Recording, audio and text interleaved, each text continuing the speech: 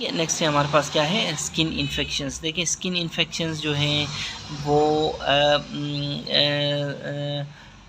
ठीक है, ये स्किन इन्फेक्शंस जो हैं बहुत ही कॉमन होते हैं और ये ट्रिवियल होते हैं, ठीक है ना। ट्रिवियल का मतलब आप देख लेना, ठीक है। मोस्ट कॉमन जो बग होता है इसमें स्टेफ ऑरियस होता है, ठीक है। और ये जो है infections, skin infections, they assume a dangerous situation जब बात आती है इम्यूनो कॉम्प्रोमाइज पेशेंट्स के लिए, ठीक है ना। तो नॉर्मली वैसे तो ये सेटल होते हैं हेल्दी पेशेंट्स में, सेटल ऑन देयर ओन, और इसमें they carry little risk, but immuno compromise patients में ये सीरियस सिचुएशन गेन कर सकते हैं, ठीक है ना। तो देखो सिस्टेमिक एंटीबायोटिक्स इसमें ज़रूरत पड़ सकती है अगर कोई बात अगर हद से बढ़ जाए तो, ठीक है ना। सिस्टेमिक एंटीबायोटिक्स, ठीक है। अच्छा, इन इन्फेक्शंस में, इन स्किन इन्फेक्शंस में कौन कौन है हमारे पास, बॉयल है हमारे पास, कार्बंकल है हमारे पास, सेलुलाइटिस है, और हमारे पास क्या है, हायराइडिनाइटिस सुपराटिवा है, ठीक है। कौन कौन है, बॉयल है हमारे पास, ठीक है, कार्बंकल है, ठीक है, सेलुलाइटिस है, और हमारे पास है हायराइडिनाइटिस सुपराटिवा, ठीक है। ठीक है ना। देखें ये बॉयल, कार्बंकल और हायराइडिनाइटिस सुपराटिवा, ये जो इन्फेक्शंस हैं ये जब हमने पढ़े थे स्किन लेयंस, ठीक है ना, स्किन लेयंस इस 5 में जब हमने पढ़े थे तो हमने देखा था कि ये हमने उसमें क्या पढ़ा था, हमने पढ़ा था कि lesions of the epidermis, lesions of the dermis और lesions of the skin appendages. तो बॉयल, सेलुलाइटिस, कार्बंकल और हायराइडिनाइटिस सुपराटिवा, ठीक है।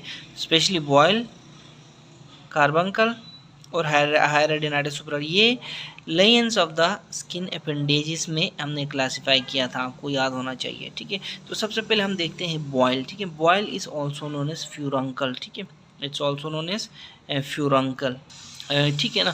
अब इसमें होता क्या है, इसमें होता है कि स्टेफलोकोकस का एक्यूट इन्फेक्शन होता है। बॉयल बेसिकली है क्या, देखो स्टेफलोकोकस का एक्यूट इन्फेक्शन होता है, और ये किस चीज़ का इन्फेक्शन होता है, स्टेफलोकोकस किस चीज़ को इन्फेक्ट करता है, हेयर फॉलिकल को, ठीक है ना, हेयर फॉलिकल को, यानी कि इसमें फॉलिकुलाइटिस भी होता है साथ में, और फिर क्या, और उसके हेयर फॉलिकल के जो एसोसिएटेड ग्लैंड्स हैं, ठीक है, हेयर फॉलिकल और उसके जो एसोसिएटेड ग्लैंड्स हैं उनका इन्फेक्शन किसकी वजह से, स्टेफलोकोकस आरियस की वजह से। तो ये जो इन्फेक्शन होता है बेसिक, देखो इसीलिए मैंने कहा था ना कि ये स्किन अपेंडेजिस के इन्फेक्शन है। तो हेयर भी स्किन अपेंडेजिस है, उसके जो ग्लैंड्स हैं वो भी अपेंडेजिस हैं। तो बेसिकली इन अपेंडेजिस का अगर स्टेफलोकोकस इनको पकड़ ले तो उसको हम बॉयल कहते हैं। अब उसमें जो एब्सेस बनता है, छोटा मोटा सुपरेशन बनती है, उसको हम बॉयल कहते हैं, ठीक है। ये होती है, पेनफुल होती है और ये इंड्यूरेटेड होती है, ठीक है ना, सही है।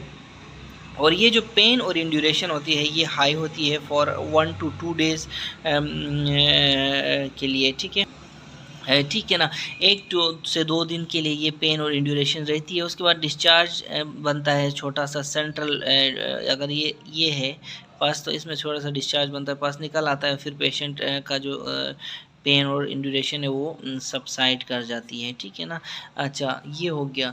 अच्छा सबसाइड कर जाती है, अगर देखो अगर ये थोड़ी सी कॉम्प्लिकेट कर जाए, देखो अगर बॉयल थोड़ा बहुत कॉम्प्लिकेट कर जाए तो उसको ऐसे क्या बनता है, सेलुलाइटिस बनता है। तो पता ये चला कि सेलुलाइटिस जो है बॉयल से बड़ी टर्म है, ठीक है ना।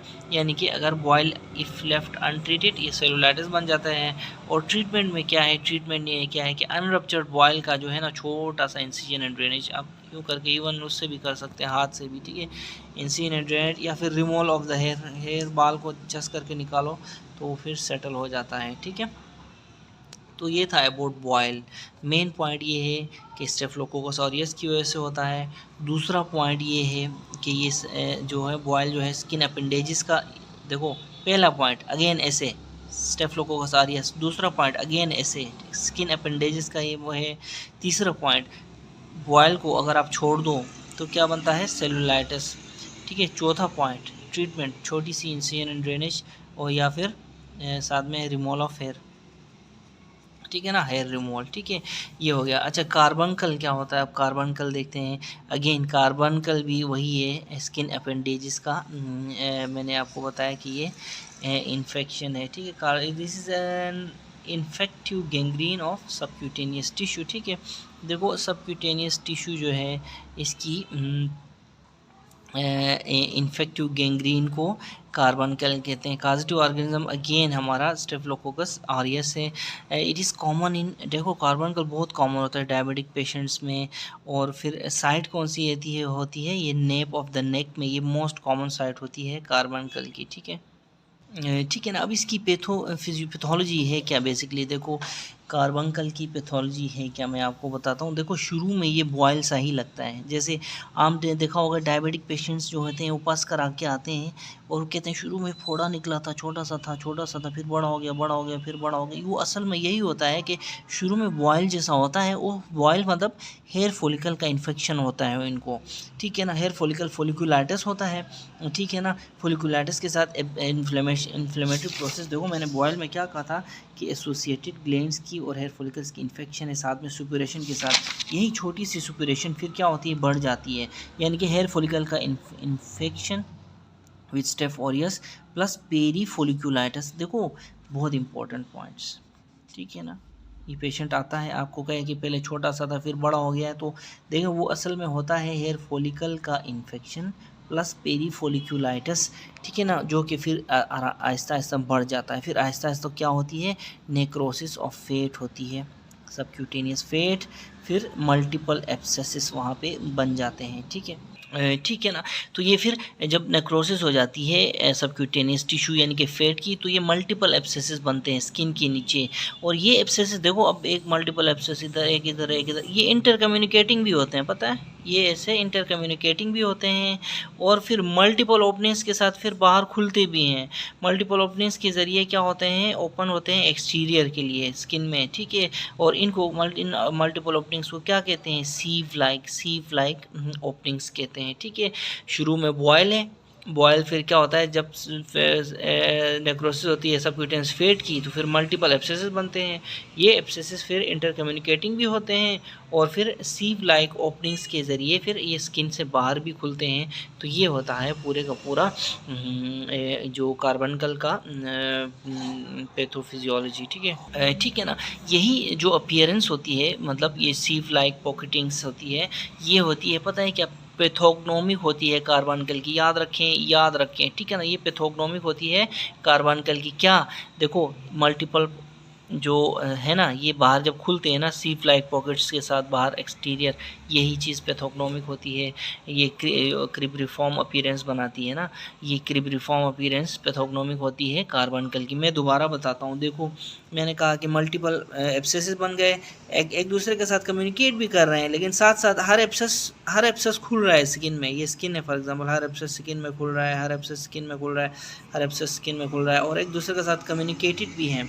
तो इससे क्या होती है, बाहर से देखें तो एक क्रिब्रिफॉर्म अपीयरेंस बन जाती है। ये क्रिब्रिफॉर्म अपीयरेंस क्या होती है, पैथोग्नोमिक होती है कार्बनकल की। ठीक है, ट्रीटमेंट हम क्या करते हैं, कार्बन की क्लोक्सासिलिन देते हैं विथ गुड ग्लाइसेमिक कंट्रोल, बहुत ज़रूरी होता है। ठीक है ना, शुरू में ये आता है तो हम cloxacillin with good glycaemic control देते हैं। ठीक है ना, फिर लेट जब अपीयरेंस होती है पेशेंट की, तो incision and drainage and D roofing करते हैं हम इसकी। ठीक है, बहुत important point, D roofing with incision and drainage. ठीक है ना, देखो जब हम इंसिजन एंड ड्रेनेज करते हैं तो बहुत सारा लार्ज, कभी देखो समटाइम्स की बात कर रहा हूँ, हमेशा नहीं, तो स्लफ एरिया जो बनता है वो लार्ज बनता है। ठीक है, ये लार्ज जो स्लफ एरिया होता है, एक बार अगर ये ठीक हो गया तो फिर हो सकता है इसको स्किन ग्राफ्ट की ज़रूरत पड़ सकती है, तो यहाँ तक भी ये जा सकता है। ठीक है ना, तो स्किन ग्राफ्ट में प्लास्टिक सर्जरी में एक लंबा किस्सा बन जाता है। ये सारा किस्सा स्टार्ट कहाँ से हुआ था, छोटे से बॉयल से, फिर बॉयल कार्बनकल बन गया, कार्बनकल से हमने इंसिजन एंड लेट स्टेज में पेशेंट पहुंचा, अर्ली स्टेज में तो हमने cloxacillin with good glycaemic control रखा। ठीक है, फिर लेट स्टेज में हमने मजबूरन इंसिजन एंड ड्रेनेज करना पड़ गया, और जिसकी वजह से लार्ज स्लफ एरिया बन गया। समटाइम्स, इट्स नॉट ऑलवेज, जिसको प्लास्टिक सर्जरी की ज़रूरत पड़ती है। ठीक है ना, यहाँ पे देखिए ये एक कार्बनकल है जिसकी नेप ऑफ नेक एरिया में आपको नज़र आ रहा है, और ये कार्बनकल आपको नज़र आ रहा है। ठीक है, नेक्स्ट हम पढ़ते हैं, हमने देखो बॉयल पढ़ा, हमने बॉयल पढ़ा, हमने कार्बंकल पढ़ा, अब हम पढ़ते हैं सेलुलाइटिस। जब हमने बॉयल पढ़ा था, याद है हमने कहा था कि बॉयल जब लेफ्ट अनट्रीटेड तो वो सेलुलाइटिस करा सकता है, और हमने ये नतीजा भी निकाला था कि सेलुलाइटिस बड़ी टर्म है बॉयल से, ठीक है ना। तो सेलुलाइटिस अब हम देखते हैं, ठीक है ना। याद रखें जो सेलुलाइटिस है, सेलुलाइटिस ये नॉन सप्यूरेटिव होती है और इन्वेसिव होती है।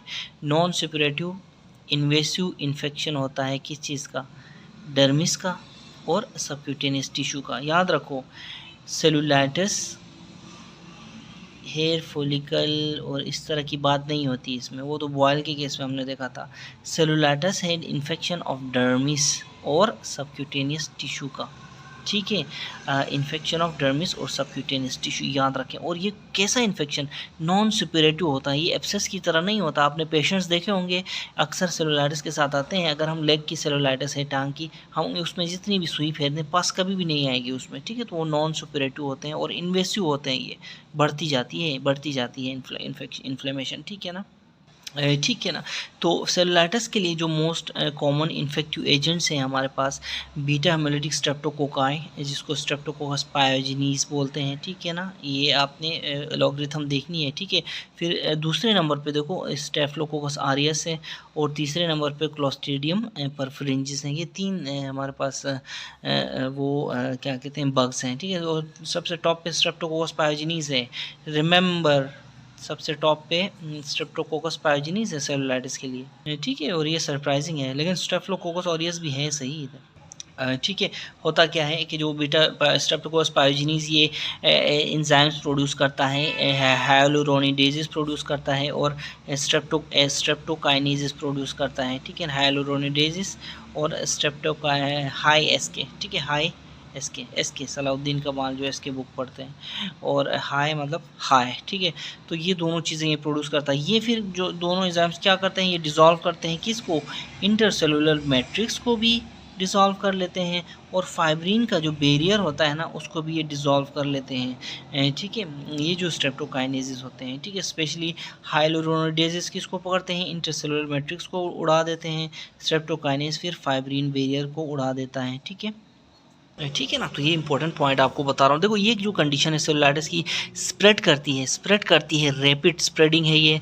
और कि क्यों स्प्रेड करती है, it is rapid spread is due to release of यही इंजाइम्स बाय द बग्स, ठीक है ना, बाय द इन्वेडिंग बग्स। ये जो इंजाइम्स हाइलुरोनिडेजेस स्ट्रेप्टोकाइनेजेस रिलीज होते हैं, और पेशेंट कंडीशन स्प्रेड कर जाती है, आपको पता है, फिर एम्पुटेशन भी करनी पड़ती है कभी कभी, ठीक है। तो क्लिनिकल फीचर्स देखो इस केस में जो है, ठीक है ना, क्लिनिकल फीचर्स की बात करो, इरिदीमा होता है पेशेंट को, जैसा कि हमने पेशेंट्स में देखा हुआ है। लास्ट टाइम हमने एक अंकल को देखा था, वो 88 ईयर्स का बाबा था, जिसकी हमने बाद में एम्पुटेशन की थी, सेलुलाइटिस के साथ आया हुआ था, और इमरजेंसी में जब आया था तो हमने उसको बेंजाइल पेनिसिलिन पे और मेट्रोनिडाजोल पे रखा हुआ था।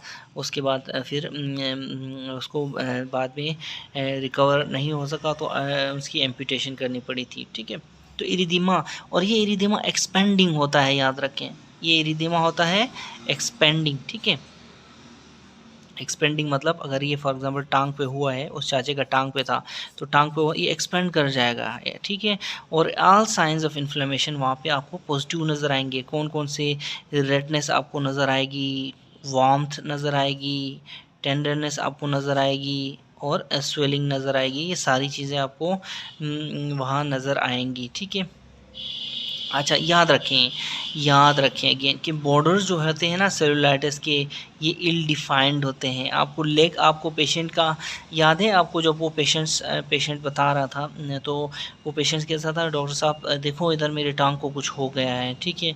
तो उसकी हमने पैल्पेशन वगैरह देखी थी, इंस्पेक्शन पैल्पेशन करके एग्जामिन किया था, ठीक है। तो उसमें हमें बॉर्डर्स उसके नज़र ही नहीं आ रहे थे, कहाँ से शुरू होते हैं कहाँ ख़त्म होते हैं, कुछ भी नहीं पता चल रहा था, ठीक है ना। देखो अब साइट्स इन्वॉल्व कौन कौन से, देखो most common involve site in adults में देखो लोअर लिम, ठीक है। हम अगेन देखो वो 88 ईयर्स का बाबा, उसके लोअर लिम में था सेलुलाइटिस। चिल्ड्रन में हेड एंड नेक में सेलुलाइटिस होते हैं चिल्ड्रन में।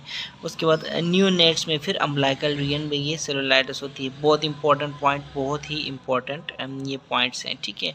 अच्छा रिस्क फैक्टर्स क्या है सेलुलाइटिस के, एक्सीडेंटल वूंड्स की वजह से ये होता है, अच्छा, सर्जिकल कोई प्रोसीजर हो तो हो सकता है। ठीक है ना। तो रिस्क फैक्टर्स में दोबारा देखो कि एक्सीडेंटल वूंड्स हो गए, फिर सर्जिकल वूंड्स हो गए, फिर स्क्रैच वूंड्स, कुछ लोग ऐसे खारिज करके भी ये सफ़र कर जाते हैं। टैटूइंग, देखो टैटूइंग अगेन सही है ना। और फिर स्किन इन्फेक्शंस, ये सारे के सारे इनकी वजह से सेलुलाइटिस हो सकता है पेशेंट्स को। ठीक है ना। तो अगेन देखो accidental wounds, surgical wounds, scratch, tattooing, skin infections, इनकी वजह से देखो मोर्टेलिटी जो है 11% है अगर अनट्रीट किया जाए। देखो इफ़ अनट्रीटेड 11%, अनट्रीटेड हो बस ऐसे ही छोड़ दिए जाए तो 11% पेशेंट्स जो होते हैं वो मर जाते हैं। ठीक है, 100 में से 11। और माइट अगर इन ये होती कब है, नेगलेक्टेड पेशेंट्स पे। देखो नेगलेक्टेड पेशेंट्स में ये होती है। और फिर वहाँ पे क्या होता है, नेगलेक्टेड पेशेंट्स में ठीक है ना, यानी कि मोर्टेलिटी कब अकर होती है, मोर्टेलिटी माइट अगर इन नेगलेक्टेड पेशेंट्स जहाँ पे हाई वीरुलेंट स्ट्रेन्स अगर शामिल हों और कॉम्प्लिकेशंस अराइज करें। फॉर एग्जांपल कौन सी complications, for example sepsis patient को हो और सेप्टिक शॉक में हो और मल्टीपल ऑर्गन डिसफंक्शन सिंड्रोम। देखो हमने सेप्सिस डिफ़ाइन किया है, इससे आपको परेशान नहीं होना चाहिए। हमने आपको सेप्टिक शॉक भी डिफ़ाइन किया हुआ है, इससे आपको परेशान नहीं होना चाहिए।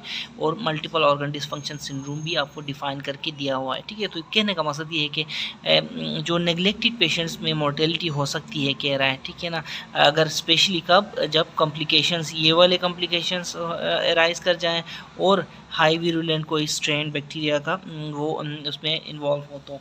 ठीक है ना। तो ट्रीटमेंट हम क्या कर सकते हैं, ट्रीटमेंट क्या देते हैं हम, उसकी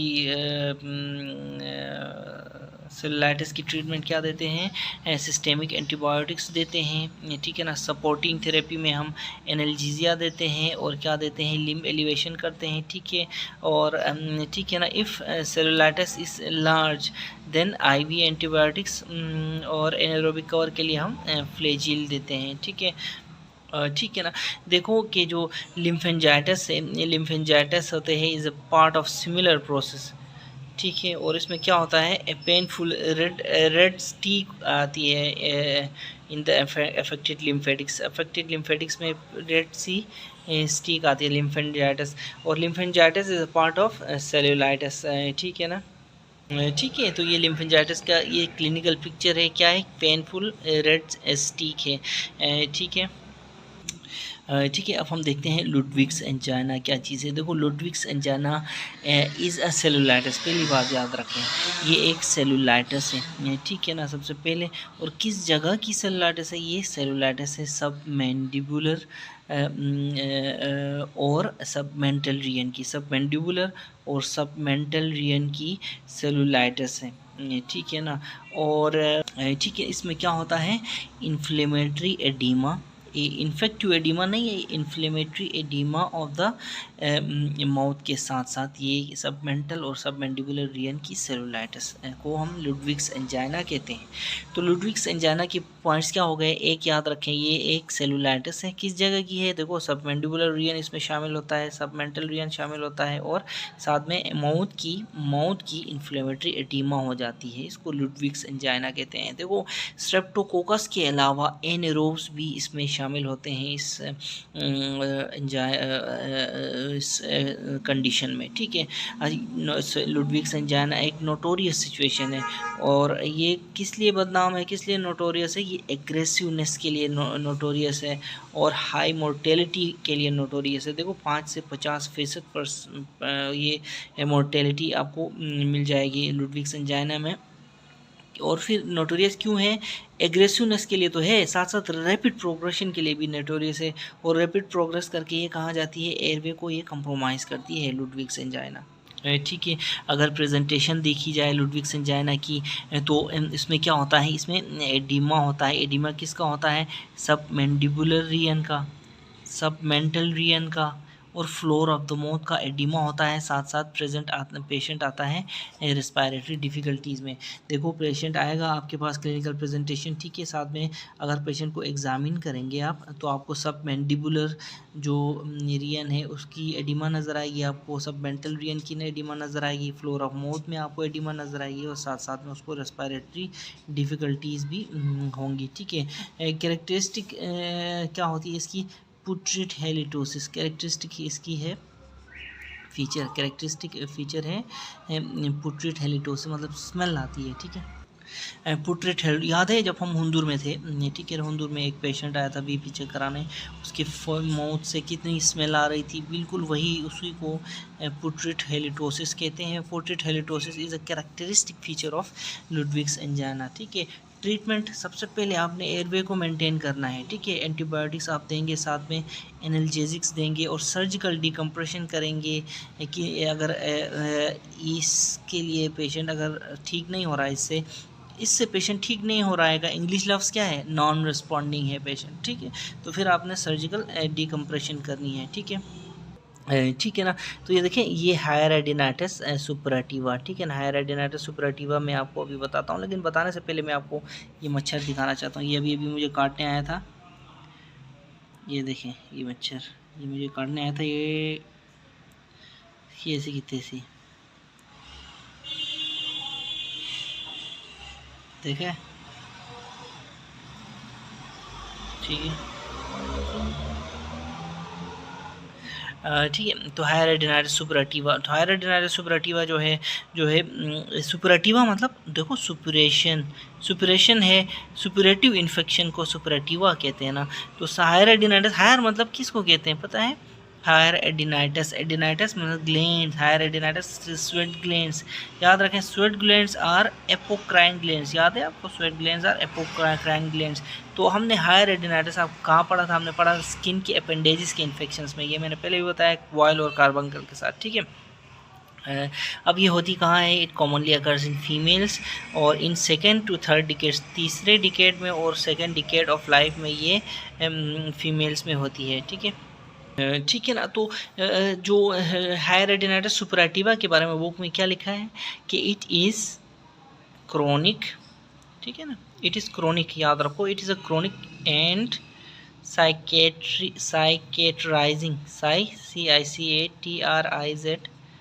साइकेट्राइजिंग, chronic and cicatrizing suppurative infection of किसकी, एपोक्राइन ग्लैंड्स। एपोक्राइन ग्लैंड्स कौन से होते हैं, हमारे स्वेट ग्लैंड्स और एपोक्राइन ग्लैंड्स, ठीक है। तो और ये फीमेल्स में अक्सर होती है, सेकंड एंड थर्ड डिकेड्स में होती है, कहता है फीमेल्स में कहाँ लोकेशन से, कॉमनली इन एक्जिला में, और रेयरली फिर कहाँ, पेरिनियम और ग्रोइन में ये होती है, commonly in axilla, rarely in perineum और ग्रोइन में होती है, ठीक है। पेशेंट प्रेजेंट क्या करता है, क्रोनिक डिस्चार्जिंग साइनस के साथ क्लिनिकल प्रेजेंटेशन होती है पेशेंट की, ठीक है, ठीक है ना। अगर ट्रीटमेंट की बात करें तो जो एंटीबायोटिक्स हम यूज़ करेंगे इसमें वो एंटी एनारोबिक थेरेपी देंगे, यानी कि मेट्रोनिडाजोल। देखो ना, कमाल की बात है, पेशेंट आ रही है, एक फीमेल पेशेंट आती है, ठीक है, उसको क्या हुआ है, उसको एक्जिला में एक वो है पास डिस्चार्जिंग साइनस है, ठीक है, उसको हम देखते हैं, ठीक है, एक्जिला में है, 20 साल से 30 साल की लड़की भी है बीच में, तो उसको हम देखेंगे कि यार कोई और चीज़, मतलब बड़ी सी चीज़ ढूंढने के बजाय देखो हायर एडिनाइटिस सुपराटिवा के बेस को लेंगे, ठीक है, उसके एग्जामिन करेंगे, एग्जामिन करके देखेंगे यार ये कहीं हायर एडिनाइटिस सुपराटिवा तो नहीं है, ठीक है ना। और अगर ये हायर एडिनाइटिस सुपराटिवा है तो फिर देखो हम फ्लेजिल देंगे, स्टेफिलोकोकस ऑरियस वगैरह, यानी के कवर के लिए ऑगमेंटिन ये वो देने के बजाय देखो फ्लेजिल भी ऐड कर देंगे उसमें, ठीक है, फ्लेजिल भी आप दे सकते हो साथ में, फिर आप ऑगमेंटिन भी आप दे सकते हो साथ में, फ्लेजिल तो आपने लाजमी देनी है, ठीक है। फिर साथ में सर्जिकल एक्सीजन इफ़ जो है 1 फेल्स, यानी कि फिर सबक्यूटेनियस ट्रैक्ट रिमूवल, ठीक है। अगर एंटीबायोटिक थेरेपी फेल होती है, इफ़ 1 फेल्स, सर्जिकल एक्सीजन करेंगे और सबक्यूटेनियस ट्रैक्ट का रिमूवल करेंगे, ठीक है। इफ़ एक्सीजन वाइड हो जाती है, यानी कि अगर एक्सीजन कुछ ज़्यादा बड़ी हो जाती है तो यानी कि इन्फेक्शन ज़्यादा है, हमें वाइड एक्सीजन देनी पड़ रही है, तो फिर हम क्या करेंगे, ग्राफ्टिंग की ज़रूरत पड़ सकती है इस केस में भी, ठीक है। ठीक है ना। तो ये है हमारा जो है हायर एडिनाइटिस सुपराटिवा हो गया। अब हम देखते हैं पेरोनिचिया क्या कंडीशन है। पेरोनिचिया, ठीक है, पेरोनिचिया जो है वो दो टाइप, एक्यूट पेरोनिचिया हो सकती है, क्रोनिक पेरोनिचिया हो सकती है। ठीक है, क्या हो सकती है, एक्यूट पेरोनिचिया हो सकती है और क्रोनिक पेरोनिचिया हो सकती है। ठीक है, अब मैंने क्या कहा, एक पेरोनिचिया है एक्यूट, एक पेरोनिचिया है क्रोनिक। ठीक है, पेरोनिचिया देखो, एक्यूट पेरोनिचिया की बात करें तो इट इज़ इन्फ्लेमेशन या infection of the nail fold. ठीक है ना, ये inflammation of the nail fold. ठीक है, इसमें फिर क्या होती है, पेशेंट की जो नेल है वो रेड होता है, स्वॉलन होता है, टेंडरनेस होता है। ठीक है ना, RST, रेड स्वॉलन टेंडर। ठीक है, अच्छा, और फिर साथ में पस भी हो सकती है। ठीक है, रेड सोलन टेंडर है और साथ में फिर पस भी हो सकती है। ठीक है, अब देखो ट्रीटमेंट की बात करें, ये हम फिलहाल एक्यूट पढ़ रहे हैं। ठीक है ना, ट्रीटमेंट की बात करें, अगर पस नहीं है और पस है, ये दोनों अलग ट्रीटमेंट है। पस है तो incision and drainage of the paronychia. ठीक है, अगर पस नहीं है तो एलिवेशन, स्प्लिंटिंग एंड एंटीबायोटिक्स में कौन कौन सी, फ्लोक्सासिलिन और अदर एंटी स्टेफिलोकोकल और ऑगमेंटिन वगैरह। ठीक है, ये हम देंगे। ठीक है ना, तो देखो पस है तो डिस्चार्ज, इंसिडेंट डिस्चार्ज, नहीं पस तो फिर आपने एलिवेशन, स्प्लिंटिंग और एंटी स्टेफिलोकोकल इन्फेक्शन। देखो एलिवेशन कैसे करोगे, स्प्लिंटिंग कैसे करोगे। ठीक है, ये आपने देखनी है। ठीक है, कहीं से भी इसका प्रोसीजर आपको पता होना चाहिए। ठीक है, ठीक है ना। अब देखो अगेन, फिर नेक्स्ट मैंने क्या कहा था, मैंने कहा था पेरोनिचिया एक्यूट हो सकती है, क्रोनिक हो सकती है। देखो एक्यूट हमने देख लिया। ठीक है, एक्यूट को आप ऐसे इधर रोक के फिर देख सकते हैं। ठीक है ना, अब देखो क्रोनिक, क्रोनिक पेरोनिचिया, देखो बहुत इंपॉर्टेंट पॉइंट बता रहा हूँ, बहुत इंपॉर्टेंट क्रोनिक पेरोनिचिया के बारे में, कि it is not a sequel of acute paronychia. ठीक है, it is not a sequel of acute paronychia, ये एक फंगल कंडीशन है। एक्यूट पेरोनिचिया एक बैक्टीरियल कंडीशन है। ठीक है, तो हम नॉर्मली सोचते हैं एक्यूट पेरोनिचिया, क्रोनिक पेरोनिचिया, एक्यूट से काम बढ़ के क्रोनिक बन गया होगा, लेकिन यहाँ पे ऐसा नहीं है। Chronic paronychia is not a sequel of acute paronychia. याद रखें, क्रोनिक जो फंगल इन्फेक्शन होती है इसमें, ठीक है, क्रोनिक पेरोनिचिया में क्रोनिक फंगल इन्फेक्शन होती है। किन लोगों में, ऐसे लोगों में जो ज़्यादा से ज़्यादा अपने लॉन्ग टाइम तक हाथ उसमें फ्लूइड्स में डुबो के रखते हैं। ठीक है ना, ये देखिए फ्लूइड्स में, सोप वाले फ्लूइड में या किसी भी फ्लूइड में डुबो के रखते हैं। ठीक है, ये अगर आप देखेंगे बर्तन धोते हैं ना होटलों में, उनके उसमें ये आपको नज़र आएंगे। ठीक है, देखो डायग्नोसिस हम कैसे कंफर्म करेंगे, डायग्नोसिस माइक्रोस्कोपी करेंगे, स्क्रैपिंग्स लेंगे, स्क्रैपिंग्स की माइक्रोस्कोपी करेंगे और फिर फंगल कल्चर्स के लिए भेज देंगे। ठीक है, तो उससे हमें डायग्नोसिस का पता चल जाएगा। अच्छा, उसके बाद क्या है, उसके बाद हम क्या करेंगे, ट्रीटमेंट। ट्रीटमेंट देखो, जितना भी ड्राई रख सकते हैं हम उस जगह को ड्राई रखेंगे और एंटी फंगल ऑइंटमेंट्स हम देंगे। ठीक है ना,